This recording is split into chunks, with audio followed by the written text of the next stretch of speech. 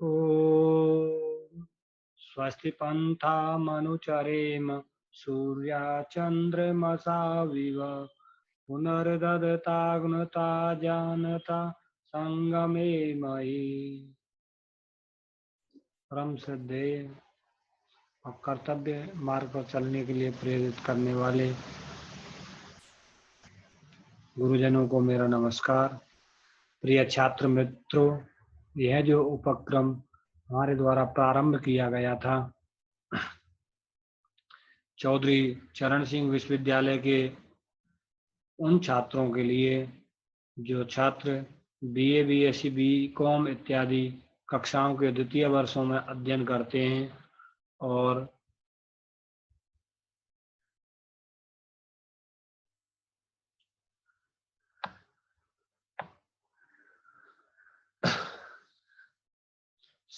उनको द्वितीय वर्ष के अंतर्गत संस्कृत फाउंडेशन कोर्स इस विषय का चुनाव करके इसकी परीक्षा देनी होती है।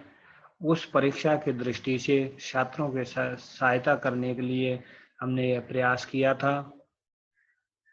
आज उसी क्रम में पाठ्यक्रम में जो निर्धारित अंश है संस्कृत कवि परिचय, उस संस्कृत के कवियों में से महाकवि कालिदास का संक्षिप्त परिचय हम यहाँ देखेंगे। संक्षिप्त परिचय देखने से पहले प्रिय छात्रों, यह बात हमको पूर्ण रूप से अवगत होनी चाहिए कि यह जो पॉइंट है संस्कृत कवि परिचय, यह हमारे पाठ्यक्रम में 15 नंबर का स्वीकृत किया गया है और इस पाठ्यांश के अंतर्गत वस्तुनिष्ठ MCQ टाइप क्वेश्चंस आने वाले हैं, जिसमें क्वेश्चन होगा और आपके विकल्प दिए जाएंगे और उन विकल्पों में से आपको उत्तर देना होगा। तो प्रिय छात्रों, मुख्य बातें संस्कृत के कवियों की हमने इस कवि परिचय के अंदर समाहित करने की कोशिश की है और उम्मीद है यह प्रयास आपको अत्यंत लाभान्वित करने वाला होगा और आप लाभान्वित होकर के इसे माँ भारती के खजाने को अन्य छात्रों तक पहुंचाने का प्रयास करेंगे। प्रिय छात्रों, महाकवि कालिदास के बारे में प्रसिद्ध है, पुरा कविनाम गणना प्रसंगे कनिष्ठिकाधिष्ठित कालिदासो अद्यापि तत्तुल्य कवेरभावात् अनामिका सार्थवती बभूव। सबसे पहले महाकवि कालिदास का जन्म स्थान और जन्म का समय अगर देखने चलें तो हम देखते हैं कि उज्जैन के एक प्रसिद्ध राजा हुए हैं जिन्होंने विक्रम संवत प्रारंभ किया था। उनको महाकवि कालिदास का आश्रयदाता भारतीय जो विद्वत परंपरा है वह मानती है, जिनका समय 57 ईसा पूर्व है और कुछ पाश्चात्य एवं कुछ भारतीय विद्वान विक्रमादित्य जिनकी उपाधि थे ऐसे चंद्रगुप्त द्वितीय को कालिदास का आश्रयदाता मानते हैं। इस प्रकार से इनका जन्म स्थान निश्चित ही उज्जैन है और विभिन्न तथ्यों का अवलोकन करने के बाद कालिदास का समय ईसा पूर्व प्रथम शताब्दी हम कह सकते हैं। भोज प्रबंध के अनुसार राजा भोज के प्रधान कवि के रूप में भी कालिदास का कथन मिलता है और भोज प्रबंध में राजा भोज और कालिदास की घनिष्ठ मित्रता का उल्लेख है। कालिदास की रचनाओं की अगर हम बात करें तो प्रसिद्ध रचनाएं 7 हैं। वैसे 41 रचनाएं इनके नाम से प्राप्त होती हैं, परंतु 7 ही प्रामाणिक हैं, जिनमें से 3 नाटक हैं, अभिज्ञान शाकुंतलम, विक्रम उर्वशीयम और मालविकाग्निमित्रम। 2 महाकाव्य हैं, रघुवंशम और कुमार संभवम, और 2 खंड काव्य हैं, मेघदूतम और ऋतुसंहार। इनके ग्रंथों का हम अगर अध्ययन करने के बाद यह निश्चित कर पाते हैं कि वे जन्मना ब्राह्मण थे और शिव भक्त थे, क्योंकि इन्होंने अपने तीनों नाटकों के मंगलाचरण में भगवान शिव की स्तुति की है। इनकी पत्नी का नाम विद्योत्तमा प्रसिद्ध है। और इनके रस छंद अलंकार इत्यादि की दृष्टि से देखें तो उपमा कालिदासस्य यह उक्ति अत्यंत प्रसिद्ध है। तो महाकवि कालिदास का उपमा प्रयोग अत्यंत प्रसिद्ध है। और रघुवंश में इंदुमती और आज के स्वयंवर के समय दीपशिखा से उसकी तुलना करके इंदुमती से इनका नाम भी दीपशिखा कालिदास ऐसा प्रसिद्ध हो गया है। इनकी रचनाओं को अगर हम देखते हैं तो श्रृंगार रस के इनका प्रिय रस है और प्रसाद गुण सर्वत्र इनकी रचनाओं में हमको प्राप्त होता है। कालिदास को छंदों में से उपजाति और अनुष्टुप अत्यंत प्रिय छंद हैं और इनकी रचनाओं में हम वैदर्भी रीति के दर्शन सर्वत्र पाते हैं। एक कहावत है, किंवदंती है कि कालिदास का अंतिम समय लंका के जो महाराज थे कुमारदास उनके यहाँ बीता और धन के लोभ में एक वेश्या ने उनकी हत्या करा दी।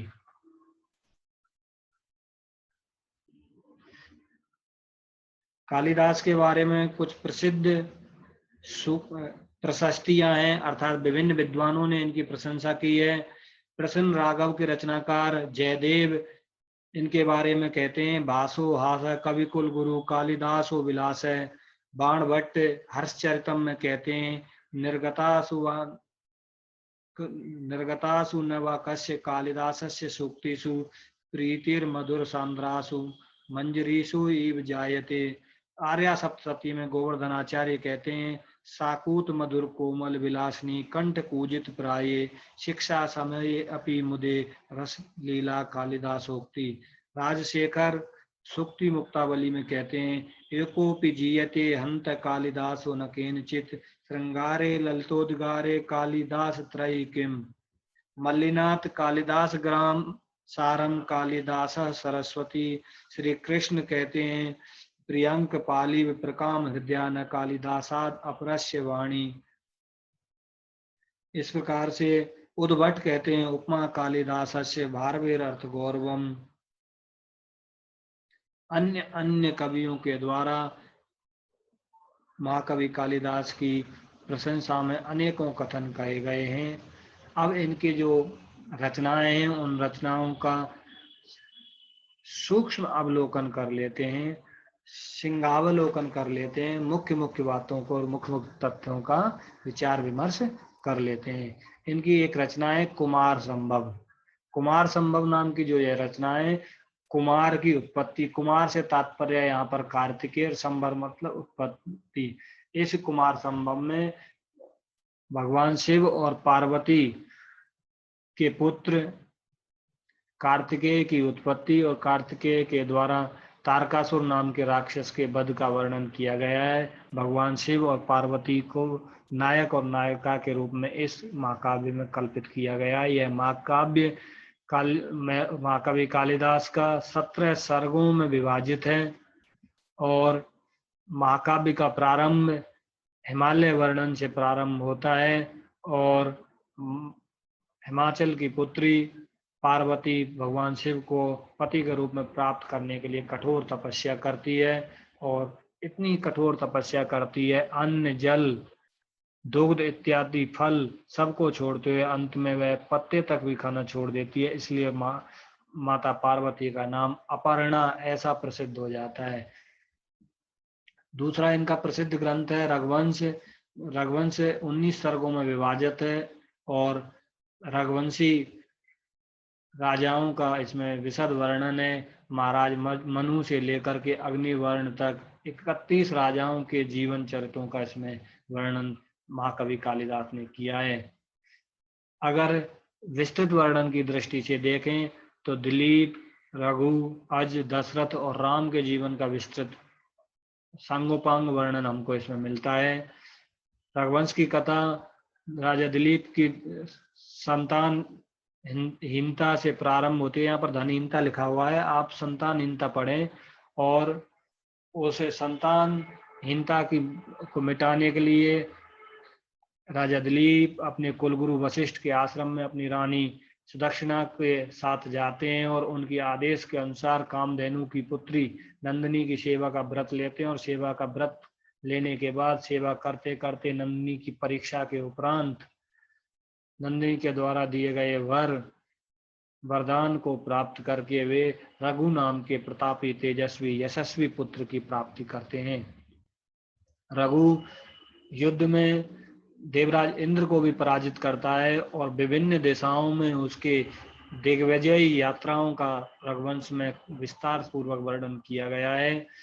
एक बार रघु अपने महल में बैठे हुए थे। ब्रह्मचारी कौत्स अपने गुरु को गुरु दक्षिणा देने के लिए 14 करोड़ स्वर्ण मुद्राएं मांगने के लिए राजा रघु के पास आते हैं। स्वर्ण मुद्राओं के लिए राजा रघु कुबेर के ऊपर आक्रमण करना निश्चित कर लेते हैं।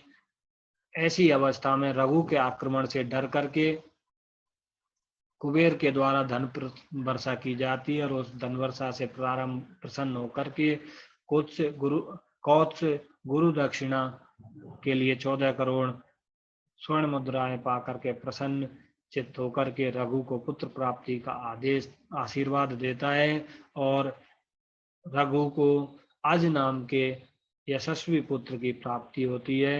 अज का इंदुमती नाम की कन्या के साथ विवाह होता है। अज और इंदुमती के स्वयंवर के समय दीपशिखा से की गई तुलना के फलस्वरूप महाकवि कालिदास का नाम भी दीपशिखा कालिदास ऐसा प्रसिद्ध हो जाता है। राजा आज के यहाँ पर दशरथ का जन्म होता है। जन्म होने के बाद दशरथ का राजकुमारत्व आता है और राजगद्दी पर दशरथ बैठते हैं। दशरथ शिकार खेलने के लिए जाते हैं। वहाँ मृग के भ्रम में श्रवण कुमार जो अपने अंधे माता पिता को तीर्थों की यात्रा पर लेकर के जा रहा था, उसको तीर लग जाता है और उसकी मृत्यु हो जाती है। दशरथ को श्रवण कुमार के माता पिता पुत्र वियोग में ही उसकी मृत्यु ऐसा शाप प्रदान करते हैं। इसके बाद दशरथ के द्वारा पुत्र प्राप्ति के लिए पुत्रेष्टि यज्ञ किया जाता है। राम, भरत, लक्ष्मण और शत्रुघ्न इन 4 पुत्रों की प्राप्ति की जाती है। ये चारों राजकुमार जब बड़े होते हैं तो इनमें से राम और लक्ष्मण को लेने के लिए ऋषि विश्वामित्र आते हैं और यज्ञ में विघ्न उत्पन्न करने वाले राक्षसों के संहार के लिए राम और लक्ष्मण को लेकर के जाते हैं। वहीं ऋषि विश्वामित्र के आश्रम से ही जनकपुरी में सीता स्वयंवर की खबर मिलती है, तो ऋषि विश्वामित्र राम और लक्ष्मण को लेकर के जनकपुरी पहुंचते हैं और जनकपुरी में राम शिव के धनुष का त्रोटन करते हैं, उसको तोड़ते हैं। राम का सीता के साथ, लक्ष्मण का उर्मिला के साथ, भरत का मांडवी के साथ और शत्रुघ्न का श्रुत कीर्ति के साथ विवाह संपन्न होता है। राम के राज्याभिषेक की तैयारी अयोध्या में शुरू हो जाती है, परंतु इधर केकई अपने पूर्व में राजा के द्वारा दिए गए 2 वरदानों में, एक में भगवान राम को 14 वर्ष का वनवास और दूसरे वरदान में भरत को अयोध्या की राजगद्दी मांग लेती है, जिसके फलस्वरूप भगवान राम का वनगमन होता है और वन में सुपर्णखा की नाक लक्ष्मण के द्वारा काट ली जाती है। रावण सीता का अपहरण कर लेता है। राम और रावण का युद्ध होता है। राम के द्वारा रावण का वध कर दिया जाता है। राम पुष्पक विमान से अयोध्या आ जाते हैं और अयोध्या आने पर राम का पहले जो राज्याभिषेक नहीं हो पाया था, अब राज्याभिषेक किया जाता है। सीता का पुनः परित्याग लोकापवाद के भय से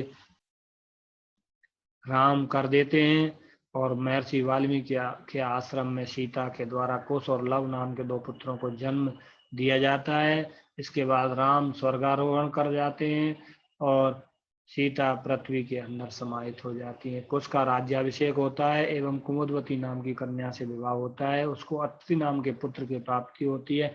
इस प्रकार से जो रघुवंश प्रारंभ में अत्यंत उदात्त और लोकप्रिय राजाओं के से युक्त था, वही अंत में आते आते अग्निवर्ण जैसी विलासी धूर्त और निष्क्रिय राजा के रूप में आकर के और अंतिम राजा के रूप में अग्निवर्ण के साथ उसका राजत्व खत्म हो जाता है।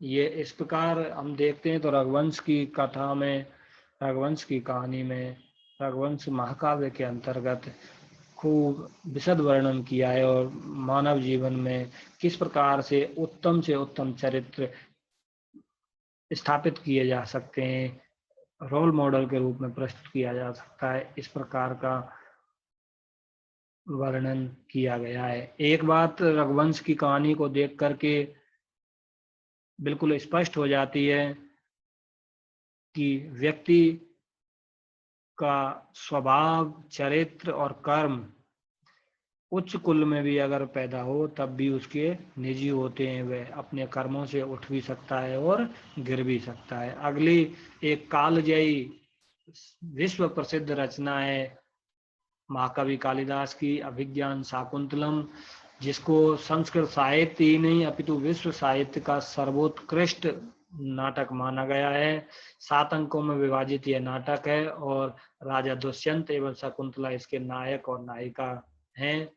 नाटक का अगर पूर्ण रूप से एक वाक्य में कथन करना हो तो इस अभिज्ञान शाकुंतलम नाम के नाटक में दुष्यंत और शकुंतला के प्रेम, वियोग और पुनर्मिलन का वर्णन किया गया है।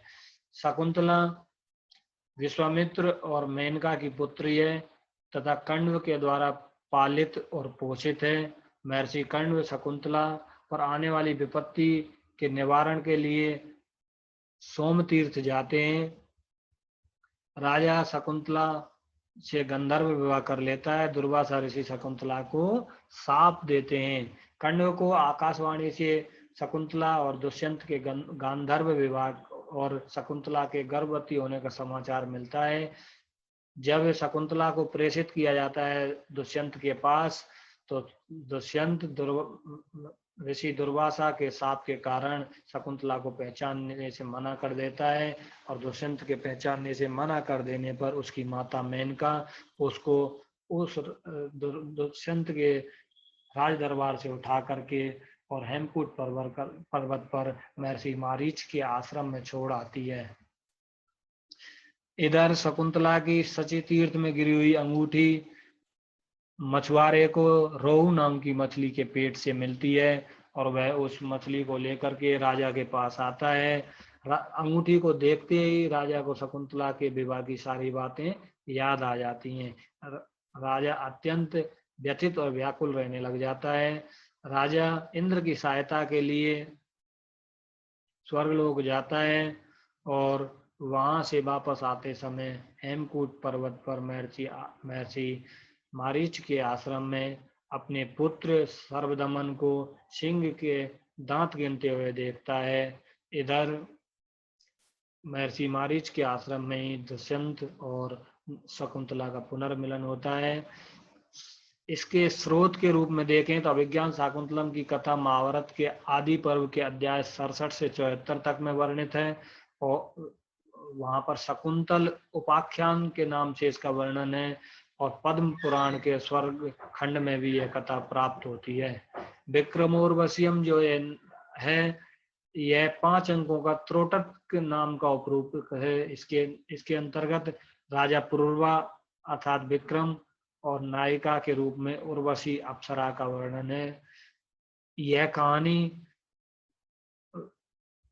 वैदिक आख्यान के रूप में ऋग्वेद में, यजुर्वेद में, शतपथ ब्राह्मण में, विष्णु पुराण में, मत्स्य पुराण में, महाभारत आदि अनेकों स्थानों पर प्राप्त होती है। उसी वैदिक आख्यान को महाकवि कालिदास ने त्रोटक रूप नाम के उपरूपक के रूप में नवीन रूप प्रदान किया है। मालविकाग्निमित्र यह नाटक कुल 96 श्लोकों से अन्वित है और इसमें 5 अंक हैं। इसमें अग्निमित्र का नायक के रूप में और मालविका का नायिका के रूप में वर्णन किया गया है। सामान्य रूप से हम देखते हैं नाटक में धीरोदात्त श्रेणी का नायक होना चाहिए, परंतु मालविकाग्निमित्रम में धीर ललित कोटि का नायक है। रानी धारिणी की अनुमति से राजा अग्निमित्र और मालविका का विवाह संपन्न होता है।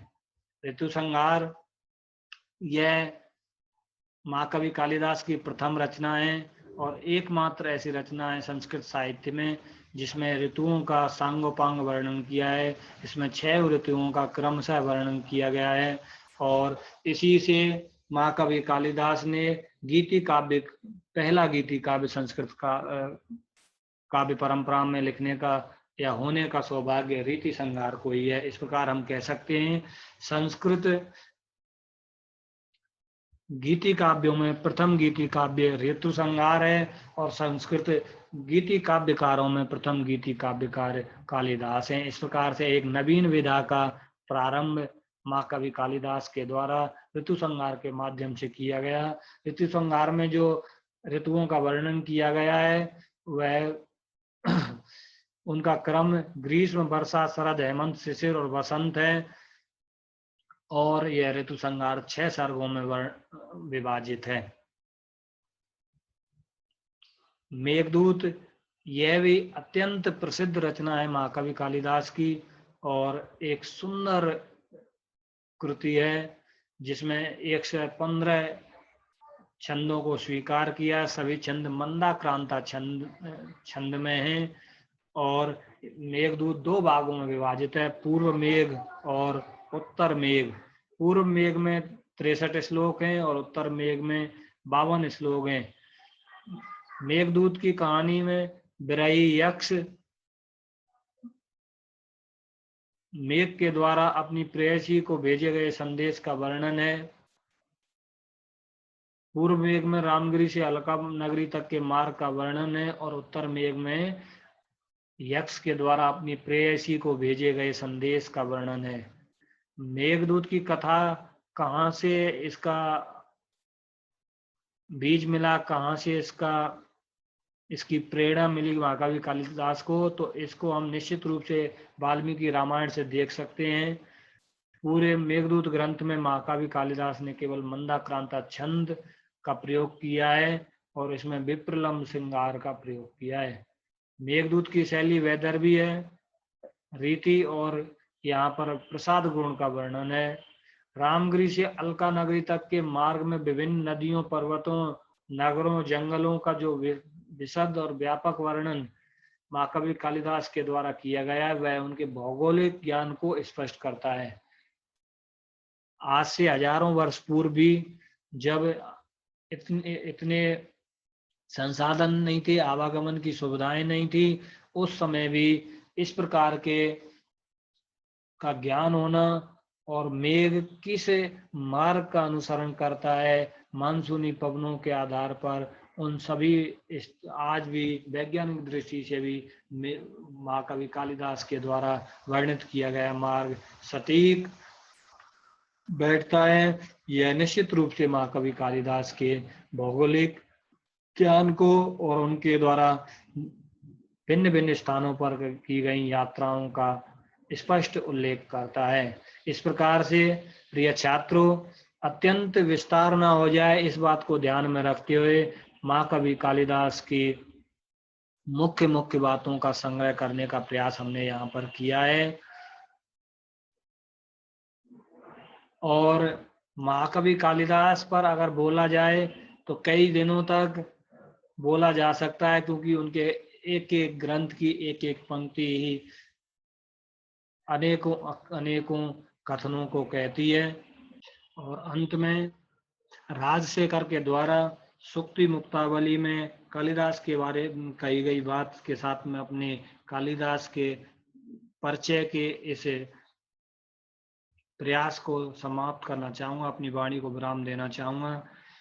राजशेखर कहते हैं, एकोपि जीयते हंत कालिदासो न केनचित श्रृंगारे ललितोद्गारे कालिदास त्रय किम। प्रिय छात्रों, उम्मीद है आपके पाठ्यक्रम को ध्यान में रख करके ही यह हमने प्रयास किया है और यह हमारा प्रयास आपको अत्यंत पसंद आएगा और पसंद आने पर आप इसको सभी छात्रों तक प्रेषित करने का माध्यम बनोगे। और निश्चित ही जैसे लक्ष्य को लेकर के, जिस भावना को लेकर के हमने यह प्रयास प्रारंभ किया है, उस भावना में आप भी सहभागी बनेंगे और सभी छात्रों को इससे लाभान्वित होने के हमारे प्रयास में सहयोग करोगे। धन्यवाद। अगले वीडियो में किसी अन्य कवि के परिचय के साथ फिर मिलेंगे।